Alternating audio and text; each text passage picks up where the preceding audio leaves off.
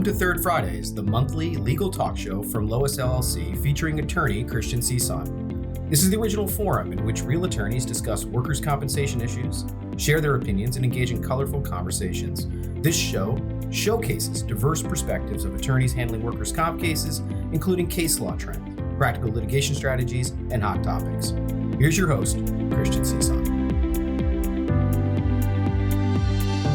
Hi, everybody, and welcome to the April 2024 edition of the Third Fridays podcast. My name is Christian Cison, welcoming you back for yet another month. We've got something special in store for you today, as always.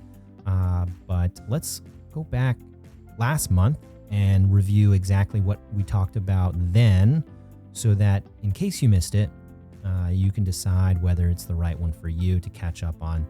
We did discuss a recent board panel decision on occupational disease claims, and a lot of you that are in this space think about those claims as we do, right? As we think of them as retirement plans, right? You're going to be spending your life as a particular type of worker or employee, and then decide when you're done, you're going to say the first time that now I have this malady, this occupational disease, after all of this work.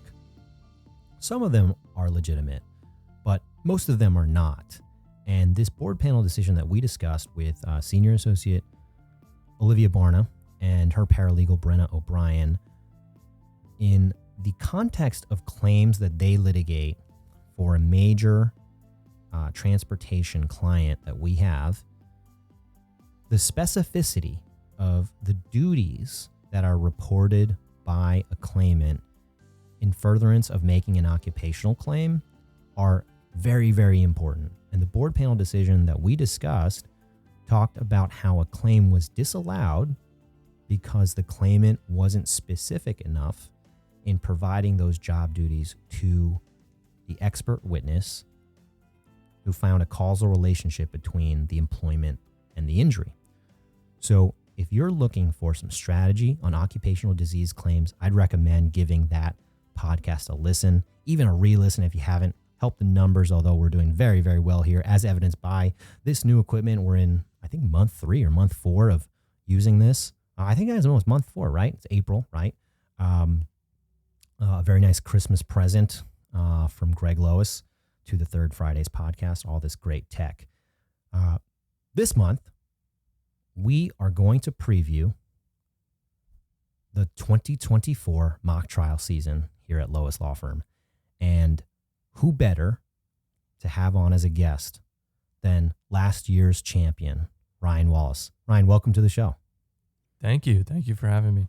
So you actually were on the podcast last year because every finalist does the mock podcast in August, right? So let's start there, right? You were a paralegal in your first year here at Lois.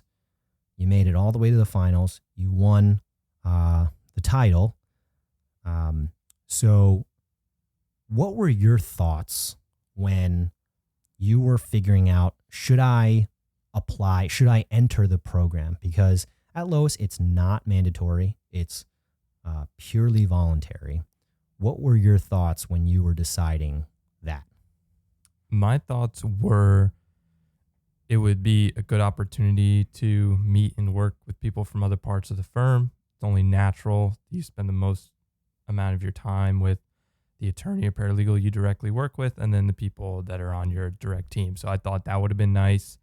And also kind of jumping into the unknown and getting a better feel for the firm, and just a good way to practice the values that the firm preaches, especially as a paralegal. It was nice to be able to kind of exercise different intellectual muscles, be more in the attorney role, and explore all the different areas of a case through a serious but also fun way.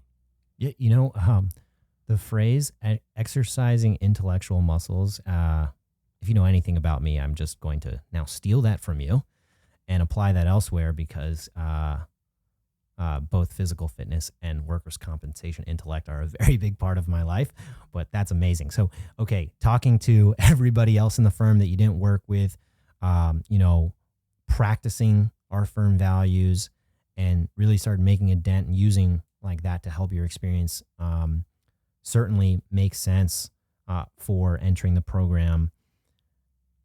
This year's program is similar in terms of a monthly prompt, right, from April through August. So do you remember anything specific about particular prompts last year that were, this one was maybe easy, or this one was too difficult, or this one was most rewarding? Any particular one before the finals that really like stood out to you? I think the first prompt and the third prompt stood out to me. Okay. I think the first prompt because we got to interview witnesses and experience the type of information we would want to get out of them. And at least for me, going through that experience, you prepare, but really things come to your mind as you're doing it. And then you it's just like a stream of consciousness, just a flow of information. And then you and the other people on your team just keep coming up with things for the witnesses. So that was fun. And then also presenting to the clients at the end. That was a good experience because that is a real thing that many people at the firm have to do, present that information to the client. Everyone at the firm has to, even if it's over email, present information to a client and figure out a way to present the case in the best way possible while also being realistic, while not lying to them about what the prospects are. And then the third one was more of a trial, which I enjoyed, the back and forth, but it was really a team trial. I felt there was incredible back and forth between my team and the other team. Everyone contributed. Everyone asked a question or made a point. And I just enjoy the oral argument. I do like that very much, but I enjoy it more when I feel like I'm in an environment where everyone else is also invested in it as well. Yeah, that makes sense. Like you're almost using like to kind of put both those prompts together, right? When you have that like almost like the stream of information that you have to present to the client, like employer witness preparation for testimony to presenting that as a story to the client, being realistic, but also being an advocate. And then applying that same concept to a trial or a hearing construct where all the different values being proposed by the litigators in that outcome, where one person's saying this and then you have to just stream of consciousness like relate that to your position. I don't care what type of law you practice or even what you do with a law degree, you have to do that in some facet, right? Influx of information comes in and your output has to relate that to whatever it is you're doing. So I totally get that. And, then we fast forward to the August podcast where, you're a finalist with two other paralegals. What did you think going in there, right? Like at that point, you'd been working mostly in teams, and then now you show up in the finals like one-on-one technically, right? What was your thought process? What's your mindset? How did you approach that? My thought process was simply to keep my composure and restate my arguments as best as I could in the moment. Obviously, you need to prepare. I did, reviewing the facts, making sure you're caught up on what the challenge is for that final podcast. But the reason whenever you're presenting information to a client or you're writing a brief, the reason you go over it is because inevitably you're going to forget something. You're going to feel you can improve something. The challenge of arguing in the moment is after the fact, you're going to go, I should have said this. I should have done this. You can start to doubt yourself. But I know that if I just maintain my composure, make my points to the best I can in that moment, and be respectful to the other participants, but don't let anyone take over or dominate the conversation, then you're probably going to be in a good position. And that takes mental effort to do. It's something that I consciously would think about. Is like, okay, listen to them and just think about what you're going to say next. Almost digest it, right? Yeah, digest it. Don't go too over the top, but don't be too passive as well. It's a real balancing act that it's something I think I got better with throughout mock trial. Mock trial helped me with, but it's still something that takes mental effort to do. Yeah, So it was more, it wasn't more saying I need to talk about this, I need to make this points, because I didn't know exactly what you're going to throw at us. It was like mental exercises. Maintain your composure, actually listen to what people are saying, and then respond and go from there. Yeah, that's a great point, right? Because you almost are acknowledging like the human in yourself to say like, well, yeah, I might make a mistake, but the only thing I can do is to try and reinforce my position or take in what's being said to me and do the best you can, right? Like, I think sometimes we may put too much pressure on ourselves to be perfect or to succeed. Like, I know I'm a victim of that as well. Like, I want to be perfect, right? And people say to me that that's actually a mistake, right? Because it's impossible to be perfect. So striving for it is almost just signing up for failure. What you're telling me actually is like a better way to go about it, right? You acknowledge that there is going to be some mistake because we're all human, and just moving forward and doing the best you can. I think that ultimately results in personal growth and improvement. I think that's a great way to look at it. So you get through the podcast, we record it live, no edits, and that's something, right, I think also is a little bit unnerving sometimes to participants. Like, even though this is also being recorded, in the history of this podcast, I have never edited out content from what's being recorded, because the whole idea of this is born from, we do this anyway, right? Like, we talk about the industry, we talk about the law, we talk about our cases every single day. And I have actually heard from clients that's like, what if they were a fly on the wall hearing those conversations, right?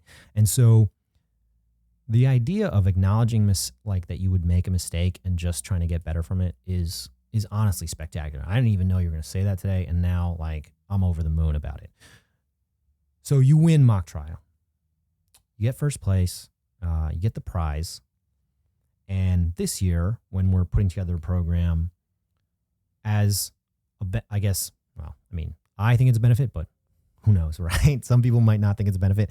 I invite you to be on the committee for this year's program. Well, you're here now, so obviously you've said yes. If you said no, like, I probably wouldn't be talking to you right now, but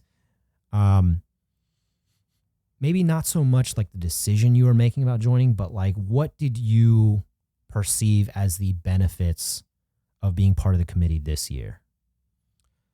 I think the benefits were being able to bring the experience I had last year as a participant and try to recreate the best aspects of what happened last year, while also coming up with something different, and also making sure that any of the areas I thought could be improved on to be at least a piece of any improvements that could be made. So I was grateful that you asked me to be in the committee. It's obviously, I think, a nice perk. I wouldn't have done mock trial and taken it as seriously as I did if I wasn't interested in it.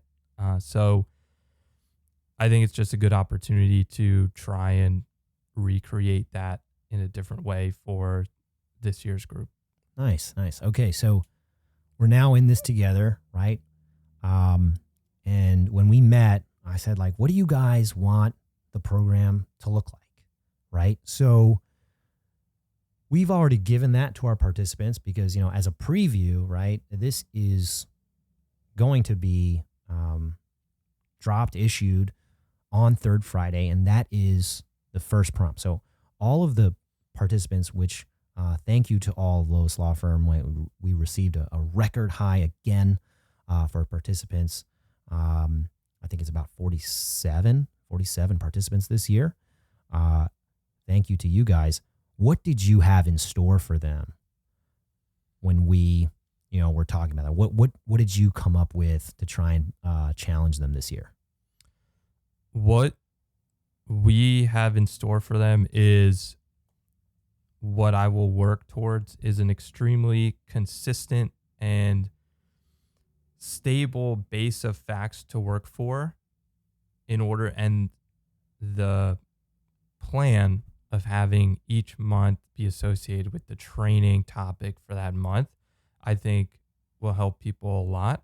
And it will allow people to see the same set of facts and the same case from different angles. And also see the progression from the highest points of view, which is what prompt 1 is. It's essentially overarching argument about what fraud should be.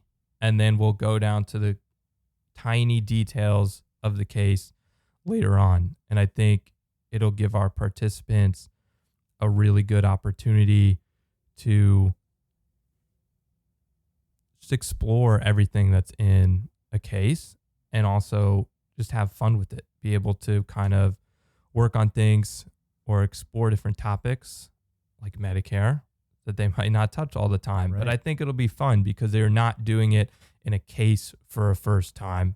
You're not doing it with someone, expecting you to nail it on the first time. You're able to explore it, learn properly, and then hopefully apply that if you ever have to in your real work, but enjoy it at the same time. Yeah. So what you touched on is exactly the thing that's new about it this year, right? So, especially if you are a client of ours and you have joined the trainings that we've put out this month, you've seen that there are regimented topics or structured topics that we talk about and train you guys on at the same time that we're training new Lois employees. And what we've done this year, as Ryan had mentioned, is really grab that momentum and say, well, if we're going to be training on it on a particular month, let's make mock trial about that. So when you talked about fraud as like, let's look at it from an overarching point of view and what it should be, right? Fraud's the topic this month. What are our teams being asked to do specifically for this month's challenge? So for this month's challenge, our teams are asked to debate what the fraud statute should be specifically. So 114A is the statute for fraud, and they are going to be debating whether or not it should be changed, and they're representing a different interest group. So they're representing a doctor's organization, they're representing labor unions, some people are representing the government itself, insurers, carriers, etc. All the people that come together in the world of workers' compensation and insurance are now going to debate what the fraud statute should be, if they believe any changes should be made at all. And they're going to reference past case law and their experiences in that discussion. Right. And not only that, right, you were talking about like a stable set of facts, right? So I guess maybe we can humor the audience, right? Who is the mock claimant and what did he supposedly do, or what is he saying as part of like the Ryan Wallace brainchild for this year's challenge or this year's program? Yeah. So the mock claimant is Tony Soprano, named after the Sopranos characters. All the characters will be named after Sopranos just for everyone's entertainment, including my own. And he is a construction worker. He's later on in his career, and he gets hurt on the job, allegedly, because he fell over some steel rods that are meant to reinforce cement. However, there's also allegations that he actually was hurt playing in a recreational softball league, which is extremely common activity amongst his friends and his coworkers. So that basic theme is going to be the background for all of the prompts that we have. Yeah, I think that was when that was brought to me that you came up with that. When you came up with that, I just like started laughing because I was like, oh, we can really have fun with this. Like just making a program built around a character that most people, and I'm not saying that not everybody loves the Sopranos or even knows Tony Soprano, right? But most people can visualize who he is. And it just adds a spice element to it that I'm really looking forward to and very thankful that you came up with this. So we have such a great program in store for all of you Lois employees and participants that are listening. And for our clients, we're going to provide regular updates to you guys in the form of a mini segment of this podcast every month. So I'm very glad to kind of have you on, Ryan, to kind of give your take.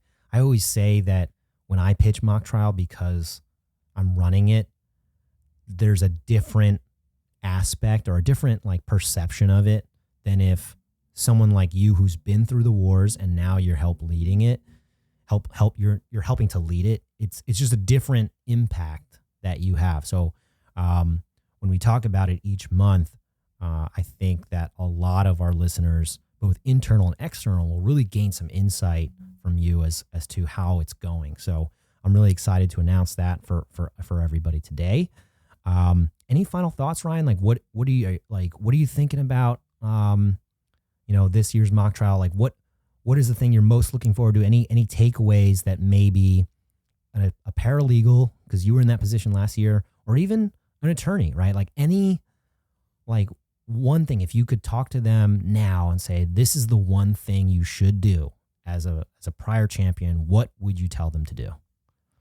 The one thing I would say is the thing that you don't want to do the most, just try it out and see how it makes you feel. So if you are not sure on a certain topic, maybe you don't want to speak for that week, speak for that week. If you don't want to speak at all, try it once. Just try it once. The feeling that you will get from pushing yourself through that barrier will last a lot longer than the moment actually is. And it's also an opportunity for you to push yourself in an environment of people who care and support you. This is a lot of friendly people who we care about our jobs, but we also support and want to show love towards our colleagues. So if you are ever going to push yourself, this is the time to do it. It's meant to be fun. It's not meant to be too burdensome or overbearing. It's a balance. You take it seriously because it is a demonstration of our firm's values, but it's also meant to be enjoyable at the same time. So don't